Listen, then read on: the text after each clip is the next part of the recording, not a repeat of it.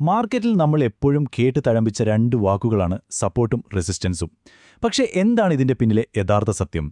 ഇന്ന് നമ്മൾ അതിന്റെ ഉള്ളറകളിലേക്ക് കടന്നു ചെല്ലാൻ പോവുകയാണ്. കാരണം ഇത് ചാർട്ടിലെ വെറും വരകളല്ല, മറിച്ച് മനുഷ്യന്റെ വികാരങ്ങളുടെയും ഓർമ്മകളുടെയും ഒരു വലിയ കഥയാണ്. ഓക്കെ, നമ്മൾ തുടങ്ങുന്നതിന് മുൻപ് ഒരു പ്രധാനപ്പെട്ട കാര്യം.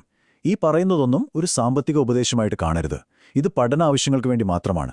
ട്രേഡിംഗിൽ വലിയ സാമ്പത്തിക നഷ്ടസാധ്യതകളുണ്ട്. അതുകൊണ്ട് സ്വന്തം റിസ്കിൽ മാത്രം കാര്യങ്ങൾ ചെയ്യുക.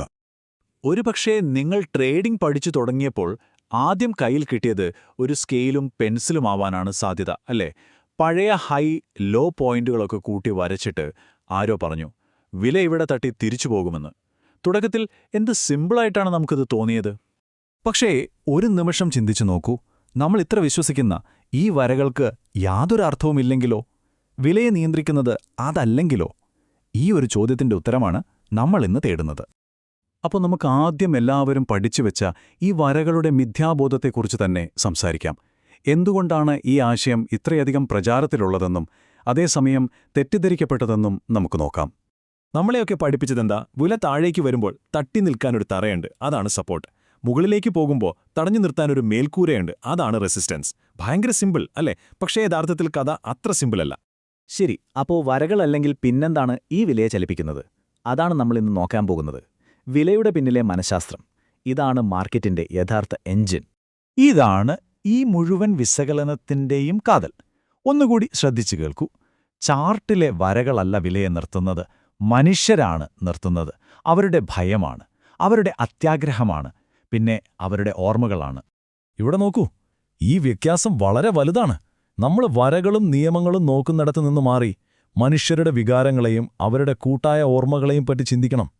ഇത് ടെക്നിക്കൽ അനാലിസിസ് മാത്രമല്ല, ഒരു ജനക്കൂട്ടത്തിന്റെ മനസ്സ് വായിക്കലാണ്. അപ്പോൾ എന്താണ് ഈ കൂട്ടായ ഓർമ്മ അല്ലെങ്കിൽ കളക്റ്റീവ് മെമ്മറി? വളരെ സിമ്പിളാണ്. ഒരു വിലയിൽ ഒരുപാട് പേര് വാങ്ങിയെന്ന് കരുതുക.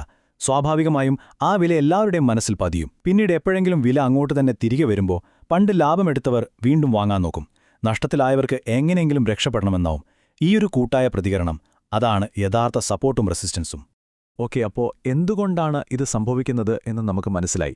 ഇനി അടുത്ത ചോദ്യം, ഇത് എങ്ങനെ തിരിച്ചറിയാം?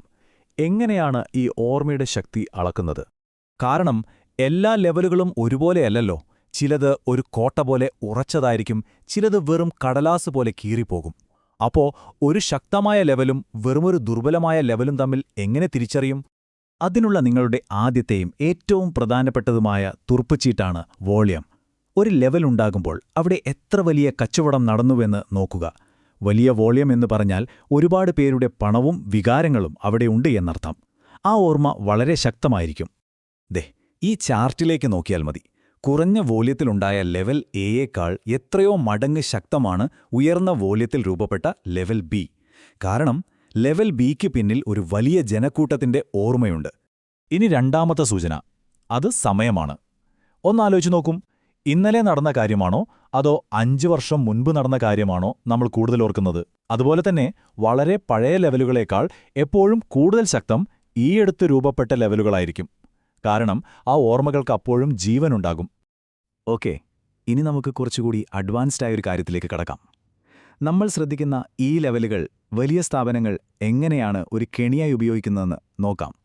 നമ്മൾ എവിടെയാണ് സ്റ്റോപ്പ് ലോസ് വയ്ക്കുക എന്ന് വലിയ കളിക്കാർക്ക് കൃത്യമായിട്ടറിയാം. അതുകൊണ്ട് എല്ലാവരും കാണുന്ന ഈ ലെവലുകൾ അവർക്ക് ലിക്വിഡിറ്റി വാരിക്കൂട്ടാനുള്ള ഒരു വേട്ടസ്ഥലമാണ്. ഇതിനെയാണ് സ്പ്രിംഗ് ബോർഡ് മൂവ് എന്ന് പറയുന്നത്.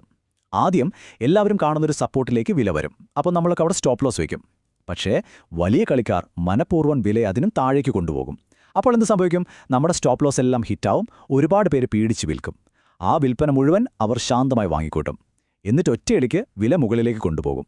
വിൽപ്പനക്കാരെല്ലാം ട്രാപ്പിലാവും. അപ്പോൾ ഒരു ലെവൽ ബ്രേക്ക് ചെയ്യുന്നത് ചിലപ്പോൾ ആ ലെവൽ എത്ര ശക്തമാണെന്നതിൻ്റെ തെളിവാണ്. ഇതുവരെ നമ്മൾ മാർക്കറ്റിന്റെ മനഃശാസ്ത്രത്തെക്കുറിച്ചാണ് സംസാരിച്ചത്. പക്ഷേ അതിലും എത്രയോ പ്രധാനമാണ് നിങ്ങളുടെ സ്വന്തം മനഃശാസ്ത്രം. അതാണ് ഈ കളിയുടെ ഏറ്റവും വലിയ വെല്ലുവിളി. ഇതെപ്പോഴും ഓർക്കുക, നിങ്ങൾ ഒരു ചാർട്ടല്ല വായിക്കുന്നത്, ഒരു ജനക്കൂട്ടത്തെയാണ്. ഓരോ ക്യാൻഡിലും ആ ജനക്കൂട്ടത്തിന്റെ ഭയവും പ്രതീക്ഷയുമാണ്.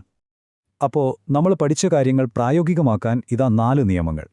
1. വരകൾക്ക് പകരം സോണുകളിൽ ശ്രദ്ധിക്കുക. 2. വോളിയവും സമയവും നോക്കി ആ സോണിന്റെ ശക്തി ഉറപ്പിക്കുക. 3.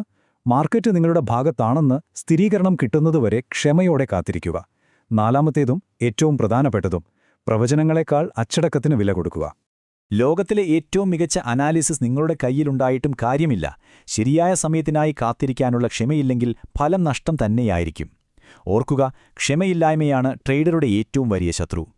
മാർക്കറ്റ് എന്ന് പറയുന്നത് മനുഷ്യന്റെ വികാരങ്ങൾ കൊണ്ട് എഴുതിയ ഒരു കഥാപുസ്തകമാണ്. ചോദ്യമിതാണ്, നിങ്ങളുടെ സ്വന്തം വികാരങ്ങൾക്ക് അടിമപ്പെടാതെ ആ കഥ വായിക്കാനുള്ള അച്ചടക്കം നിങ്ങൾക്കുണ്ടോ? ഈ വിശകലനം നിങ്ങൾക്ക് ഉപകാരപ്പെട്ടെന്ന് വിശ്വസിക്കുന്നു. ഇതുപോലുള്ള കൂടുതൽ കാര്യങ്ങൾ അറിയാനായി ഈ ചാനൽ സബ്സ്ക്രൈബ് ചെയ്യാൻ മറക്കരുത്. പിന്നെ ഈ അറിവ് ഉപകാരപ്പെടുമെന്ന് നിങ്ങൾക്ക് തോന്നുന്ന കൂട്ടുകാർക്ക് ഇതൊന്ന് ഷെയർ ചെയ്തു കൊടുക്കുക. അടുത്തൊരു വിഷയമായി വീണ്ടും കാണാം.